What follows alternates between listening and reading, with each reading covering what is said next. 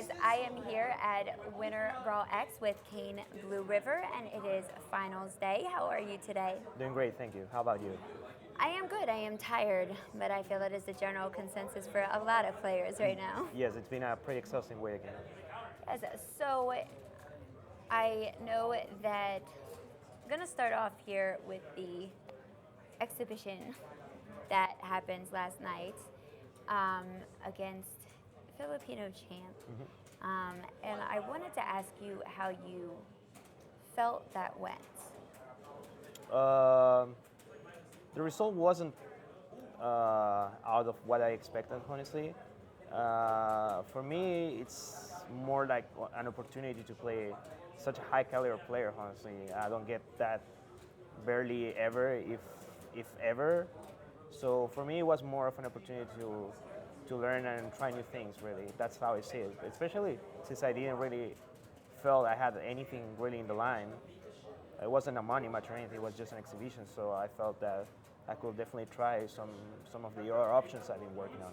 Right, and I believe we were talking a little bit last night, and you had mentioned to me that in Chile, you don't really have the opportunity to play anybody on a higher level like Filipino Champ or Justin Wong or say Chris G. And that is kind of a little bit of what your inspiration was for accepting the exhibition in the first place, regardless of some of the drama that had occurred behind the scenes of that. Yeah, certainly. We have pretty decent numbers, and that spreads all across the region. But there's a lack of mindset, I would say, to try to get better. Like everyone tries to do the best as they can with the least effort, and that's what a lot of people take pride on.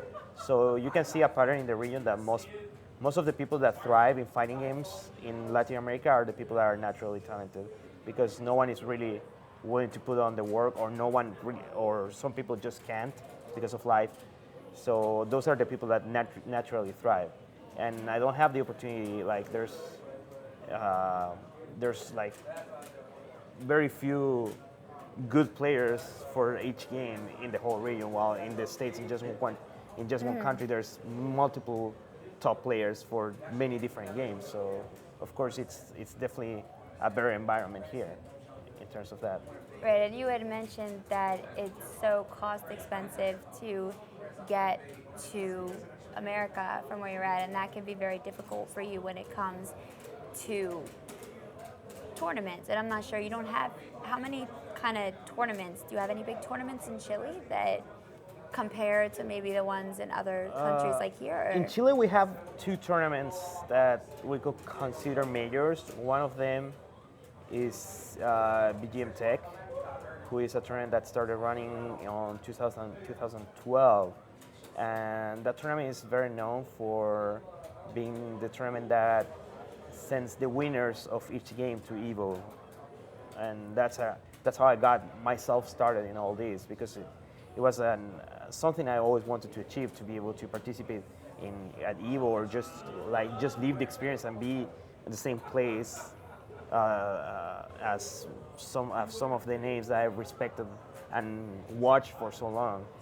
And the problem with that tournament is that the tournament is not in a central location, but it's in a really far location. So a lot of people can't make it there. So it still leaves out some people. And the other one, it's a more recent series that started just last year. It's Never Give Up, which is more of an actual proper major, but with international, they try to have at least one guest from the top players in terms of worldwide recognition. Right. And yeah, I know, just as difficult as it is to get from Chile to US, it's always difficult to try to get from the US and it's a pretty to long Chile as well. It's a pretty long trip, so a lot of people are like, I don't know, and also it's also pretty expensive. So ideally, we have to, for that event in particular, we have to find a player that ideally plays multiple games, so all the communities are willing to pitch in to help bring that player here. Right. All right, so I'm going to take a little bit of a step back here now. And ask you about when you started playing fighting games, why you chose Marvel as your main game of choice, and what inspired you to start competing in the fighting game community. I started playing fighting games in 2004 with a friend I had that was a lot more into fighting games than me. I never was part of the arcade scene, but I did start playing fighting games around that time with this friend who was part of that. So he showed me kind of the ropes of all the things, how they work down there, and that's how I started getting having awareness first of a local community, and then about the international community, which I've been following for all this time ever since. Now, making it to Evo was, like I said, one of my dreams, but for me it was like pretty much impossible. At that point, it was like really, really hard to make it to the States. Too expensive. Right. At that point, you required a visa, which is like super hard to obtain. A lot of players from Latin America that have won invites to different events here haven't been able to make it because they've got their visa application denied, even though it's like a super arbitrary thing, really. So it can be just bad luck, honestly. So it could be very hard for a lot of players from South America to even level up because Yes. they can't even get out of the country and into and the there's- US there's- to even compete. And there's also like there's less resources, less access to information. So I feel it's overall harder to get to a high level to a high level in fighting games over there, honestly. In the terms of Marvel in particular, I picked up Street Fighter 4 when it just came out, and it had a really good training group for Street Fighter 4, and we were some of the most dominant players back home at that point, which is not saying much, but still. But the problem is that around 2011, I lost all my training group to League of Legends. They all picked up the game, and I couldn't get out of And that was it. And at around that time, Marvel had just come out, and for me it was kind of interesting because nobody ever played Marvel 2 back home. It was a game that was completely unplayed. While I was playing the Capcom games that were playing before the Street Fighter 4 era, were Third Strike and Capcom vs SNK 2. Those were also the games that I mainly played during that time. But I thought it would be an interesting challenge. The game looked nice, and above all, it was a clean slate, and a lot of people seem to get interested locally over there. So I decided to pick up the game. And as I started getting more time into the game, I realized that the way the game was supposed to be played allowed to let people get better at the game without much need of other people, because Right. of how focused on achieving what's called the single player mode in Marvel 3 is. I feel that it's probably the game that allows you to reach the highest level without like you need at some point other people to keep reaching higher. But that game, I feel, is the one where you can get to the highest level with just training mode. Right. So I'm going to take us back to Evo. You mentioned it was very difficult for you for a period of time to make it to Evo, obviously because of the visa and the difficulty of getting, out and into another country. Tell us a little bit about your experience just this past July with Evo when you won Ultimate Marvel vs. Capcom 3. What was that like for you? Well, for me, of course, it was like a huge step. It meant a lot to me, but I don't really let that get into my head. I always feel that it doesn't take being the best to win a tournament. But if you're the best, you will take every single tournament no matter what, or almost every penny that you might have like a bad day or whatever. But my goal is not to win stuff, but to improve. And winning Evo for me meant that I could consider myself a player that that is in a caliber that can stand against like the people that are considered the best in the game. Like I'll say like top 25, so to say, like top 20 or around that. So that definitely meant a lot to me, and it meant that also meant that a lot of my efforts were rewarded in some way. So, and of course it was a very happy weekend for me, um, like having to everyone that means something to me, that like the people close to me, being able to show them that all the support that they gave me through all these years wasn't in vain, that I was able to achieve something with that, and that made me hope that that was hopefully just the beginning of bigger things, hopefully. Right, and of course, winning Evo is always a wonderful accomplishment for everybody because that is the largest major in the world. So it's definitely that one that you definitely want to win. Yeah, it's definitely one of the hardest to win, for sure. And for you, you're saying that despite the fact that you won Evo, you feel that there's still so much more that you Yes. could honestly learn in the game. Yes. Okay. Whenever I see people like the people that are considered the best in the game, like Justin Wong, Filipino Champ, Chris Ye, I see them play. I'm like people tend to criticize me a lot because I feel I say I don't feel I'm strong enough. I don't feel I'm at a good level, and they say, but you won Evo. It's like even if I won Evo, like I see those guys, I see them play, and I immediately realize how far from their level I am. So you want to keep improving so that you can essentially get to that level. Even surpass them if possible. But yeah, that's I mean that means that there's so much room for improvement. Well, I mean, I definitely have respect for that, and I think a lot of other people have respect for that as well. And now I know at Winter Brawl here today, you are in top 8 Yes. for Ultimate Marvel vs. Capcom 3 against, of course, I think Will Brown is in top 8, Filipino Champ, and there's a few other, top Marvel players that are in there. But you also won in a game today, KOF. Yes, I won KOF 13.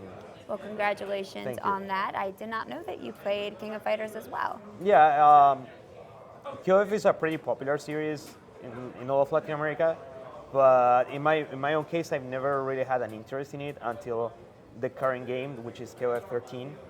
I'm very fortunate that one of the people that I'm very close with, I practice regularly with, both Marvel when I'm home and some KOF too, is the player that's regarded as the strongest KOF player in the world right now, who is Mysterio from Chile.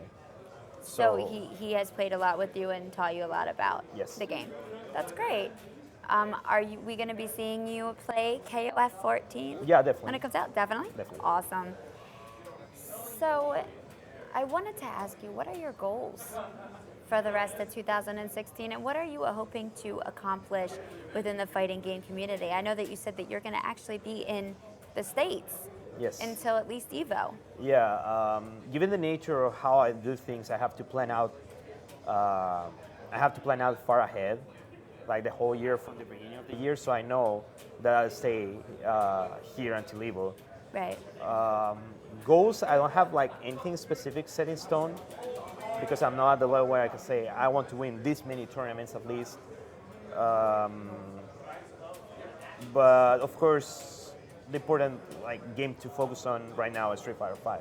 So that's the game where I would like to do well at. That's a game where I probably invest most of my time on, and I really hope I can accomplish results good enough to because here maybe a representative of the game in my region, in South America or Latin America. So you want to try to be the representative for Street Fighter 5 Maybe back home. Or not only for Street Fighter 5, but also for fighting games. So you want to try to basically level up your Yeah. community back home and try to. Well, not really. It's just like a thing of of just gathering the support I need to like keep doing this and eventually be able to somehow maybe not even make a living out of this, but at least survive out of this. Right. That's like the main goal. The problem is that in terms of community, I've already tried for a long time to help like my local community, and I feel at this point like I've been around since 2004. I tried a lot of times, many different ways, and at this point I feel it's kind of pointless because I feel it's just not worth it. Even though I tried a lot of things, and I don't feel I should bother with that anymore, honestly. Aw, that's unfortunate that it went that way, but all right. Well, I'm gonna end with my signature question here. If you could be one superhero and one fighting game character, who would it be and why? Wow. Yeah. Oh, what that one wasn't expecting. I don't think much about that. Wow.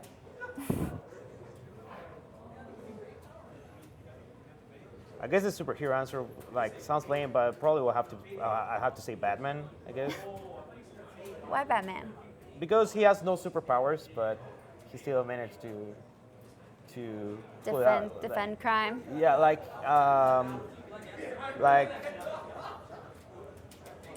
I'm not. I don't consider myself a naturally talented player. I'm all like just putting in hard work and effort, and I feel that it's kind of similar in that way that he's probably like, even though he doesn't have like the like extra edge that everyone else has in the superhero world, he still managed to come out even on top even. So I feel that will be my answer. In terms of fighting characters, a lot of people associate me with Ryu in terms of like just being the wonder warrior type of person, just going around, going to the next place, seeking the next battle. But when they tell me that, I tell them that there's two large differences. One is that I feel Ryu was already a master of his own craft before trying to test it out against other people around the world. Right. The second one is that he probably has one of these black credit cards financed by his best friend. So he doesn't have to worry about money, so he can focus on training and doing his thing, which is not really my case. So it's really hard to answer for me. I'll have to say Ryu because everyone says that, but it's something I will have to think long about it, honestly. Okay, well, so Ryu, but there might be another character in there that you No, feel yeah, it's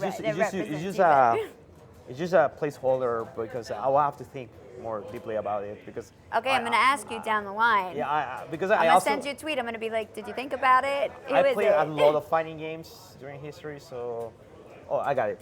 You got it? Okay. Geese Howard. Who? Geese Howard. Geese Howard. Okay. KOF. Fatal Fury. Got it. Yeah. Why? Because he's. Who cares about being like a super power dictator when you can basically rule the whole city and no one can do anything about it? Do you think he's the boss and nobody can do anything about it? And he always does his thing on his own terms. And Definitely true. And he has power to defend that. So That is definitely true. So you like the characters where they're not super, they don't have any powers, but they still are considered strong. Our characters powerful. I can relate to, like characters that made themselves to that point. And like for example, in terms of fighting game players, my favorite player is definitely Tokido.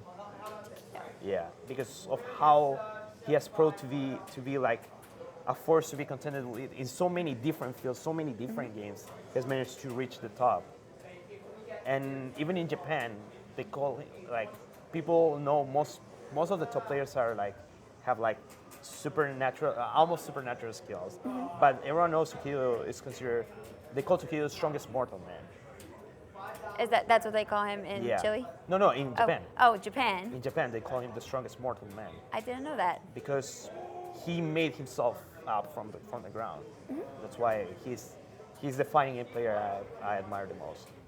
Oh, But those are my favorite kind of players. The players that are able to succeed in multiple types of field and excel at both of them. Like I'll never forget when in 2008 John Choi won 2 games at Evo, and like doing that is like it's like why win one game? Like why be content with win one game at Evo when there's already someone that proved that you can win 2 games at Evo? right. It's like so much to do, so much room for improvement.